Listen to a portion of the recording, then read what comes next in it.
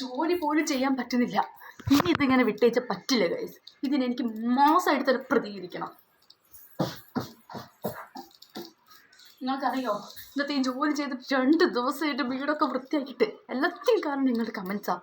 കുറേ നാളെ ഞാൻ സഹിച്ചെടുക്കുന്ന നിങ്ങൾ കേൾക്കുന്നത്.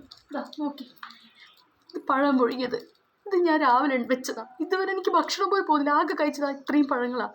അതിന് ബാക്കിയൊരു കായ. ഇതിപ്പോലും കഴിക്കാനുള്ള മാനസികാവസ്ഥ ഇല്ല. ഭക്ഷണം പോലും വേണ്ട നിങ്ങളുടെ കമൻസ് കാരണം. സത്യം പറയണേ ഗൈസ്, ഞാൻ എന്തെങ്കിലും ഒന്ന് ലൈവിൽ പൊട്ടിത്തെറിക്കും. ഇന്നത്തെ വീഡിയോയിൽ എനിക്ക് വന്ന ഈ ഒരു കമൻസിന് മാസമായിട്ട് തന്നെ എനിക്ക് പ്രതികരിക്കണം. ഇനി ഇജാതി കമൻസ് നിങ്ങൾ ആരും ഇടരുത്, മനസ്സിലായോ? കുറേ നാളെ ഞാൻ കേട്ടത് നിങ്ങൾ കേൾക്കണം. എനിക്ക് ആദ്യമായിട്ട് ഇങ്ങനത്തെ ഒരു കമൻസ് വന്ന് ഏതോ ഒരു വൃദ്ധൻ്റെ, അല്ലെങ്കിൽ ഏതോ ഒരു 58-കാരായുള്ള ഒരു എന്താ പറയുക, ഒരു വൃദ്ധൻ്റെ, അല്ലെങ്കിൽ വൃദ്ധൻ ഞാൻ പറയുന്നില്ല, ഏതോ ഒരു 58-കാരനായ ഒരു എന്താ പറയുക, എന്താന്ന് എനിക്കറിയില്ല, എന്താ ഇയാളെ വിളിക്കുക.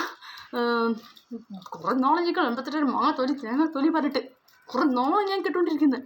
അയാളുടെ ഒരു മോശം കമൻറ്റ് ഞാൻ കണ്ടു. ഞാൻ അതിന് റിപ്ലൈ ചെയ്തു, ഞാൻ അതിൻ്റെ വീഡിയോ ചെയ്തു. ആ വീഡിയോ ഭയങ്കര വൈറലായിട്ട് പിന്നെ അതിനെ ചൊല്ലി ഇങ്ങനെ കമൻറ്റ് ബോക്സ് നിറച്ചു. നിൻ്റെ 58 എവിടെ പോയി ഇടിക്കടി, എൻ്റെ 58 സോഫയുടെ ഉള്ളിൽ ഒളിച്ചിരിക്കുക. അല്ല, കുറേ നാളെ ഞാൻ സഹിച്ചിരിക്കുന്നത്.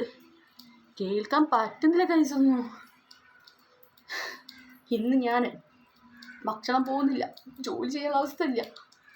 ഇന്ന് ഞാൻ എൻ്റെ ഒരു ആ കമൻറ്റ് ബോക്സിലുള്ള മൊത്തം കമൻറ്റ്സ് ലൈവായിട്ട് വായിച്ച് പൊട്ടിത്തെറിച്ച് ഞാൻ അതിനുള്ള മറുപടി ഞാൻ കൊടുക്കാൻ പോകുന്നത്.